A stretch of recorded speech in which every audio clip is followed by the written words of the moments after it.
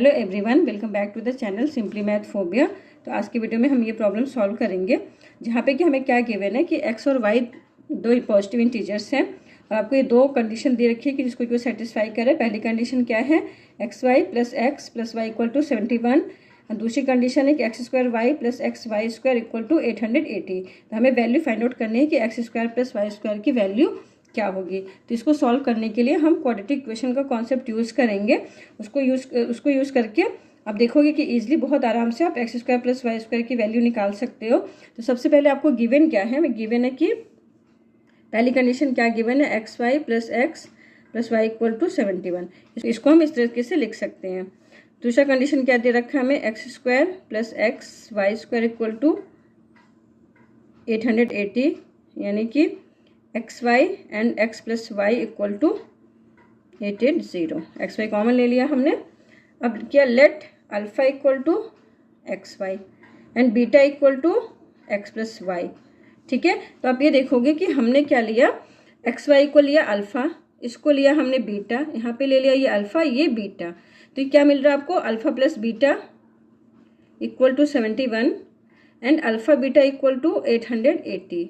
यानी कि अब देखो यार, sum of roots alpha plus beta 71 and product of roots 880। ठीक है, तो यहाँ पे हम ये कह सकते हैं कि जो अल्फा बीटा हैं are the roots of the equation. तो हम इक्वेशंस कैसे बनाते थे, जब हमें सम पता होता था और प्रोडक्ट सम ऑफ रूट्स और प्रोडक्ट ऑफ रूट पता हो, तो इक्वेशन बनाने के लिए हम क्या करते थे, alpha beta are the roots of the equation t square minus sum of the roots. तो सम ऑफ द रूट्स 71 है एंड टी, हमने वेरिएबल टी लिया है यहाँ पे, तो t plus product of roots this equal to 0। तो basically यहाँ पे जो अल्फा बीटा थे वो इस इक्वेशन के रूट्स होंगे, क्योंकि उनका सम क्या है 71 और प्रोडक्ट हमने क्या गिवन है आपको 880। तो अब इसको हम फैक्टराइज कर लेते हैं। तो इसको फैक्टराइज करेंगे तो क्या हो जाएगा, टी स्क्वायर माइनस, इसको हमने ब्रेक कर लिया 55t minus 16t plus 880 equal to 0। तो यहाँ से हो गया ये t कॉमन ले लिया तो t माइनस 55, यहाँ से ले लिया माइनस 16 कॉमन, तो अगेन ये t minus 55 this equal to 0। यानी t इक्वल टू क्या आ गया, एक तो 55 और दूसरा क्या आ गया 16। इक्वल टू क्या आ गया हमारा 55 एंड 16। तो हमने ले लिया let alpha equal to 55 and beta equal to 16।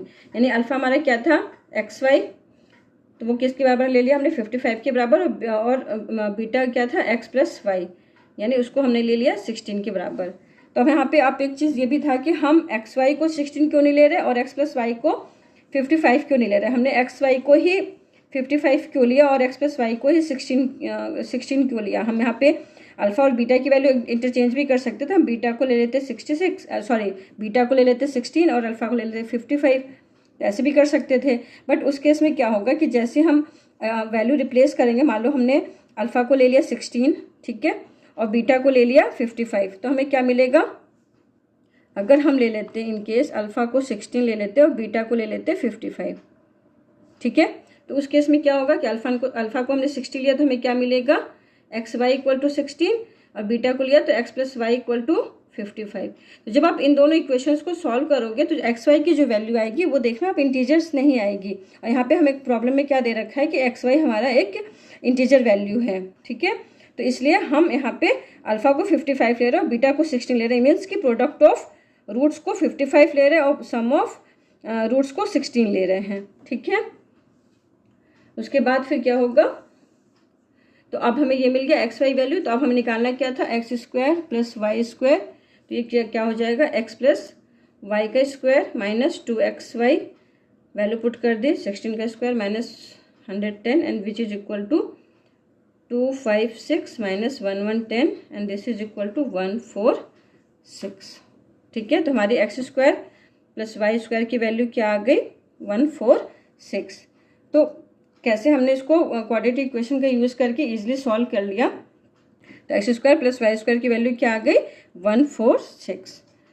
तो आज की वीडियो में बस इतना ही, मिलते हैं नेक्स्ट वीडियो में एक नई प्रॉब्लम के साथ। तब तक के लिए bye, see you in the next video.